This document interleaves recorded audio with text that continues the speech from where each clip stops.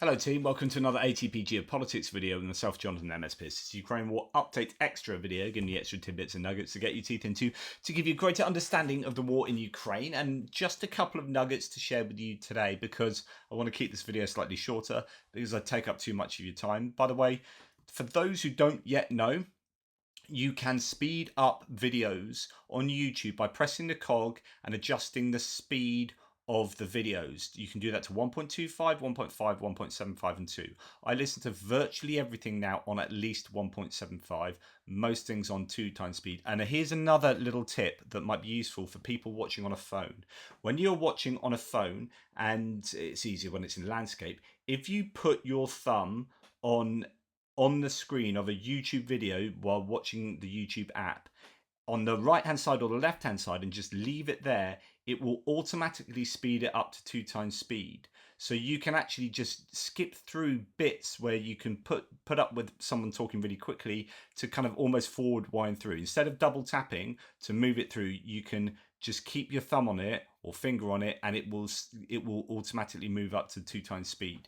It's a really useful tip. Anyway, you might want to speed up what I'm saying. So we're going to start with just looking into Russia, Moscow terror attack, ISIS. We're going through a Jennifer Caffarella thread talking about what's been going on with ISIS and Russia, and obviously Russia trying to blame Ukraine, doing their very best to capitalize on the terror that took place and blame Ukraine for it to whip up anti-Ukrainian sentiment within Russia.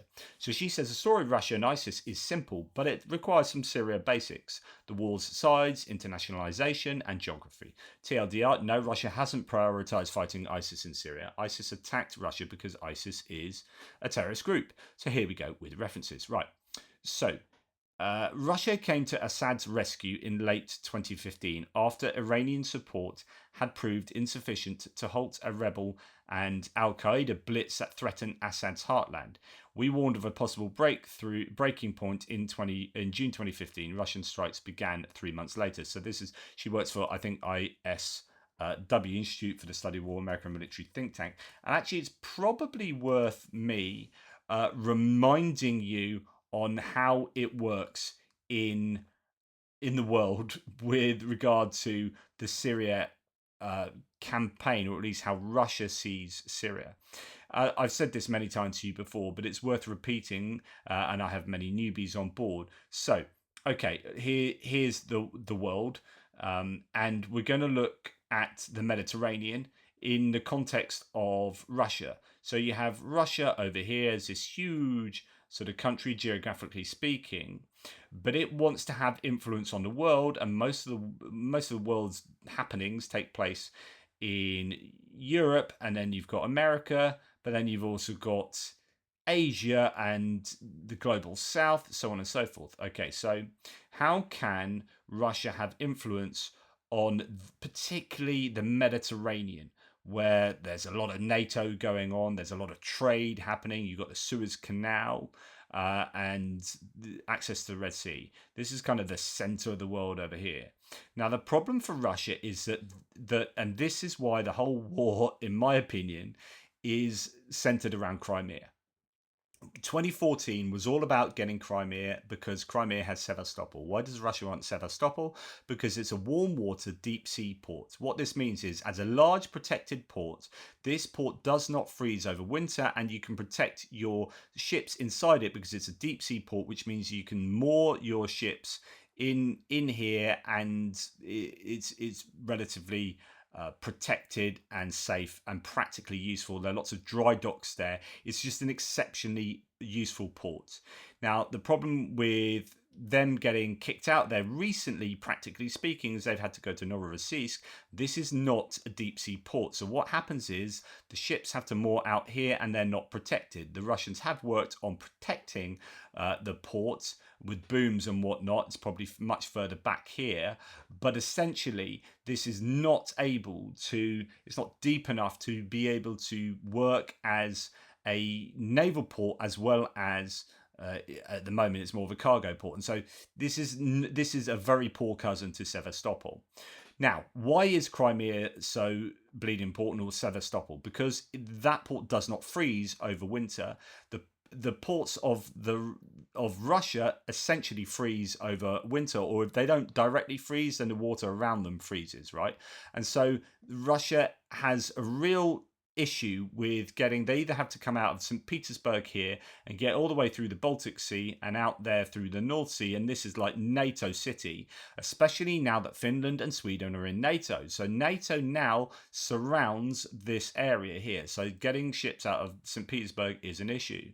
Then you've got the northern ports that essentially freeze over, and then you've got Vladivostok on the eastern seaboard that also pretty much freezes over. So what that means is that for most of the year, they really struggle. They need access to warm water ports. So Sevastopol gives them that, and it gives them access not only to a warm water deep sea port, but a port that is essentially close enough to the Mediterranean to be really strategically useful. So they can get their submarines and their naval vessels out through the Bosphorus Straits and into the Mediterranean and have access to the Mediterranean. This is so super important, and also the trade that you can get from Crimea, not just Sevastopol, but you've got Feodosia, a number of different ports around here. It's just insanely important for them.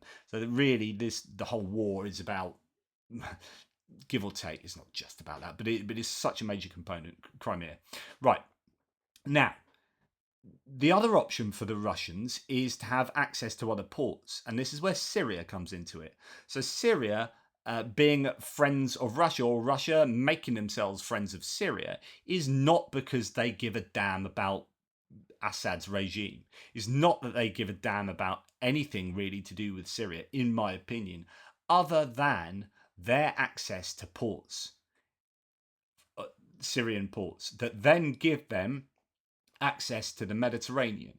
This is insanely strategically important. So I had to give you that big long introduction before we big long contextual understanding before we dip into the rest. But just bear in mind that Russia's interest in Syria is aligned with their strategic objectives. That it's all about access to the Suez Canal, to the Mediterranean, and therefore out into the wider world out here, or down there, and then out into the Indian Ocean and beyond, or the Atlantic Ocean and beyond. Okay, let's go back. So, right, where were we? So Russia came to Assad's rescue in 2015 after the Assad regime was looking like it was going to get toppled, with a whole bunch of people fighting against Assad. I mean, the Syrian civil war is a hot mess of a conflict in terms of how many different entities are fighting there. So we warned of a possible breaking point in June 2015. Russian strikes began 3 months later. Russia's goals in Syria were to stabilize the Assad regime and establish a platform to threaten NATO via Turkey in the Mediterranean, to project power into Africa. So not only and this is the importance of Turkey in general. I've often said that Turkey is a crossroads to the whole world, really. It's the center of the global compass in many respects, because or the center of the globe, the map, because it connects kind of Europe to Asia, it connects Europe to the Middle East, and therefore Africa. You got the Black Sea, you got the Mediterranean, you got the Suez Canal nearby. Turkey's so important, and that's why Turkey's in NATO, because you would want Turkey to be in NATO, despite the fact that Turkey speaks out of both sides of their mouth. Turkey being in NATO is massively important, because in times of war, they get to close the Bosphorus Straits, so they get to dictate who can and can't come into the Black Sea in terms of warring nations. It's the closing of the Bosphorus Straits to the Russian fleet that I think is the most significant point of the entire war. So the Montreux Convention of 1931, I think, gets them to close the Bosphorus Straits, so the Russian fleet cannot come in there. So from the beginning of the war, all the ships that were able to get into the Black Sea from the two warring nations, Ukraine and Russia, were those that were already in there. right, or home ports of those vessels, if those vessels were home ported there. So this is really significant. But Turkey's super important, and anywhere around here is going to be very important for access to Africa and access to the Middle East. So Syria is one of those kinds of places. It allows you to project power. So notice that ISIS is absent. We warned in early 2016 that Russia's aims were antithetical to ours. And this is what the Russian strategic objectives were, and the grand strategic objectives according to the ISW. So regain lost territory and spheres of influence, diminish US influence globally. It's a zero-sum game. As our influence diminishes the US influence, and the US influence gaining reduces the Russian influence. And this is why the Ukrainian war is so freaking important, and why it's in the US's best interest to have Ukraine prevailing. Anyway, they're also to re-establish Russia as a global power, which is done by preserving Putin's regime, preserving Russian territorial integrity, and rebuilding Russian military power, but also preventing emergence of robust political opposition to Russia or the Russian regime, to diminish Western influence in Russia, to deter Western action against Russia, to divide and deter NATO, to divide and weaken the EU. I mean, all of this they're doing all the time, right? Expand influence in the Middle East and Europe. Okay, that's where Syria comes in. Expand freedom of action in former Soviet Union, so the Caucasus and Eurasian nations. Increase leverage over the US and its allies. Preserve facade of Russian international legitimacy. Expand Russian military footprint in the Arctic, Pacific, Middle East, and former Soviet Union.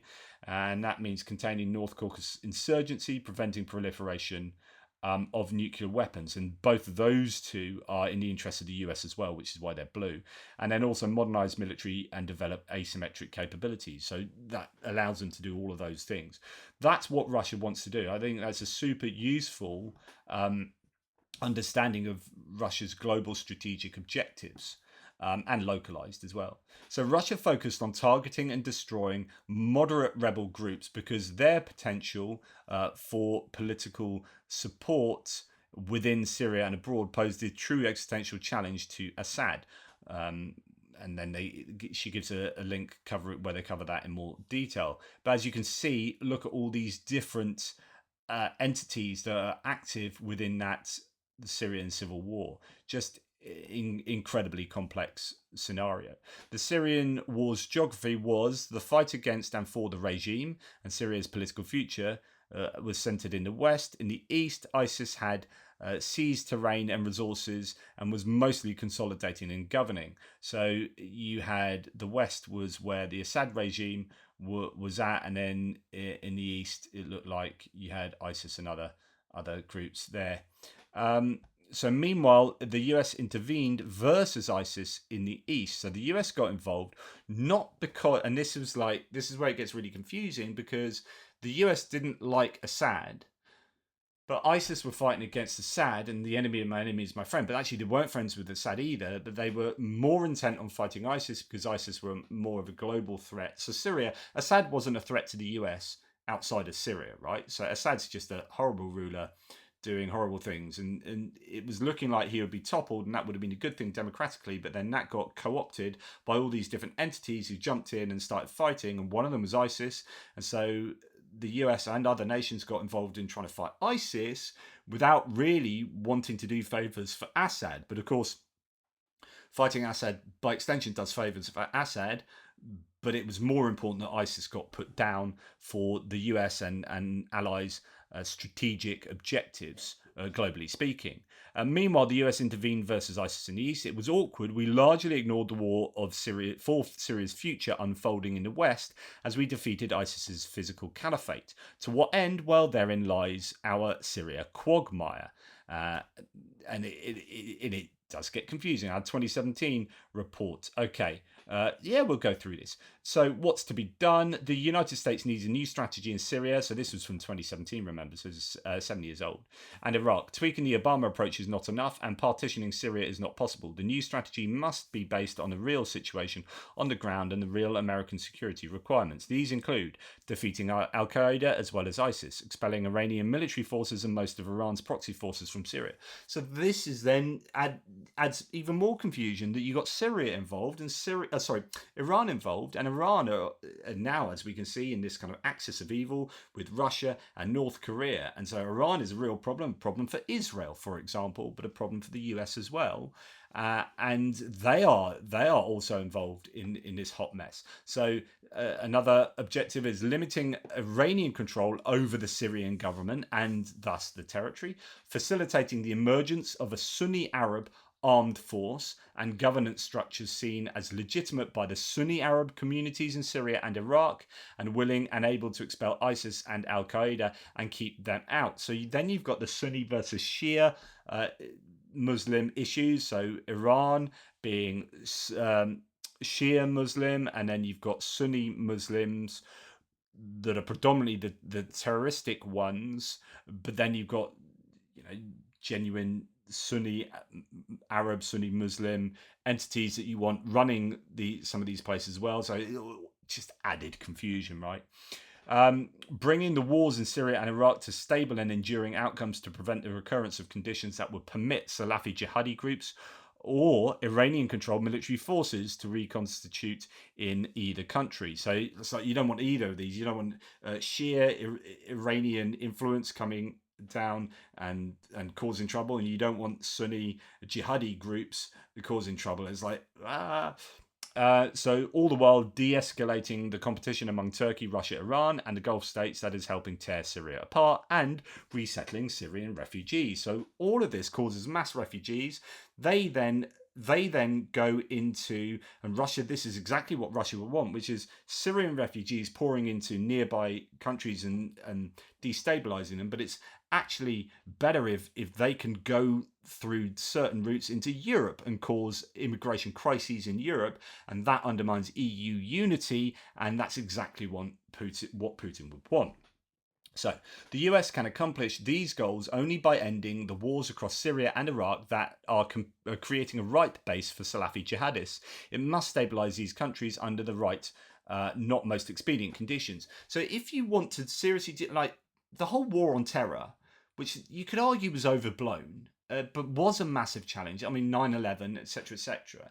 If Americans were serious about solving those issues, then you have to go to root causes, or you have to go to areas where these jihadis are flourishing, right? Which means you've got to solve something like the Syria problem. Or you can let that all happen, but then you might get planes driving into buildings in the US. So this is all part of that larger project, which most Americans seem to be on board with, but then it gets a bit controversial when it means international foreign diplomacy and policy that involves, using drones, Reaper drones on jihadis in the middle of Syria or something like that. And then people are like, oh, we need to pull out, we need to not do that. It's like, yeah, but if you want to solve some of these issues, we need to be involved in there. And, if you want some of these larger objectives, then you have to do some pretty nitty gritty stuff down here. If you don't want to do that, then you've just got to recede from the world and isolate yourself in a little cocoon in the US. But, if you're going to get planes flying into buildings, then you either go, well, don't do that again, please leave us alone, and then just sit in your cocoon, or you try and do something about it. So the US must ultimately strengthen effective and acceptable partners within the Syrian opposition who are willing to negotiate with the Assad regime. And this is where it gets confusing, because there are like 7 different entities fighting against the Assad regime. Who does the US or who do Western nations get into bed with to try and sort out a stable representative regime? A viable settlement between the Assad regime and its opponents should facilitate regime change amenable to all Syrians, security institution reforms and disarmament, foreign military forces withdrawal, and refugee and internally displaced persons resettlement. The agreement must be enforceable, be accepted in the region, and help advance Syria's reconstruction. Of course, that's practically impossible, right? I would argue. Anyway, as Russia defeated the strongholds of moderate resistance to Assad, it fostered the jihadists that had always been against any form of diplomatic settlement. I warned repeatedly that it would pave the way for jihadism to dominate the opposition, she says. And then, each time she makes these claims, there's a link for you to go and look in further detail at these different points and the justification for them. Anyway, to continue, Russia thought it could wrap the war up there, destroying the moderates who were in principle willing to negotiate, and largely ignore the jihadists. Nope. In other words, in this fight against Assad, where you have all these different entities, Russia wanted to destroy the moderates, because they would threaten to have a regime that was kind of more amenable to most people, that would then threaten Russia's ability to manipulate the Assad regime and get all what they wanted out of it, which is air bases and warm water ports and all sorts like that. Any kind of coalition government that represents most of Syria might not be so amenable to Russia having that influence within a new rebuilt Syria. Moreover, Russia took, and I could be wrong in my speculations here, I'm no expert on the area, by the way, so take everything I say with a pinch of salt and go and do greater research than I've done, which is practically none. So it's just how I understand it. Moreover, Russia took no meaningful action to stem the flow of Russian or Chechen jihadist foreign fighters into Syria, and may have even facilitated it. This shows the short-sightedness of Russia's vision in Syria, as well as its lack of counter-jihadist strategy. I could go on about this further, including how Russia's campaigns were designed to punish civilians en masse. You see the point. So remember, the Russians were bombing mercilessly cities where you had opposition to Assad, and they were bombing hospitals. The Russians were responsible for so much terrible stuff that happened in Syria. I mean, if you're a troll on the threads at the moment to my videos trying to support, or if you're someone in America or Europe or wherever who is sort of anti-Ukraine, someone like Elon Musk, David Sachs, like, who are you getting into bed with, guys? Really? Because look at what Russia's form is. Look at what they did in Syria to give yourself an understanding of how freaking terrible these people were, like the Russian government was, in how they conducted their military moves in Syria, and the destruction of countless hospitals, and the killing of white helmets and all sorts of just terrible stuff. Anyway, I could go on about this further, including how Russia's campaigns were designed to punish civilians en masse. You see the point. ISIS is going after Russia for religious and ideological reasons, and because it's got a solid Russian contingent that can. Russian operations against ISIS in Syria, such as they are, have focused on resources, oil, etc., and key terrain like supply routes, etc., insofar as Russia needs them to consolidate in the core terrain of Western Syria and prop up Assad. So you've got ports, you've got air bases, you've got oil, of course you've got oil. So on and so forth. So you can go and check that out further in the Institute for the Study of War links there. So thus ISIS and Russia do fight in Syria, well, primarily Wagner and Russian-backed Syrian and Iranian forces, but putting the scale and the purpose of their combat into perspective is key.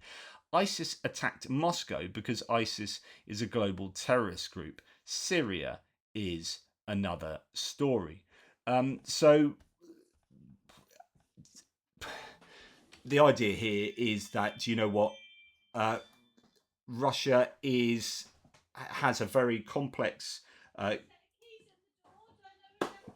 connection to Syria. Sorry, there's background noise going on, but yeah, it's got a complex connection to Syria and to ISIS. But actually, what has taken place in Moscow just looks like a genuine ISIS attack. And when you've got some of your members of former Soviet Union republics, like you got Chechnya and other places in the Caucasus and Eurasia, freely sending troops down to fight in Syria, getting radicalized, coming back up to Chechnya or Tajikistan or wherever it is, then you will have a sense of, and when they're fighting against Russia in Syria, and then they're coming back to these countries, all these regions, these areas, or coming back into Russia, and they are anti-Russian because of their experience in Syria, then that might manifest itself in attacking something like Crocus City Hall, etc., etc. Anyway, that's where I'm going to leave it today. That's going to be a shorter one for you because I have food to go and cook and whatnot. But anyway, hopefully that was of use, of interest. Let me know what you think. That was a good ISW thread or ISW related thread there that I think allowed us to look at some of these other aspects to do with Russia's involvement globally. Take care. Speak to you soon.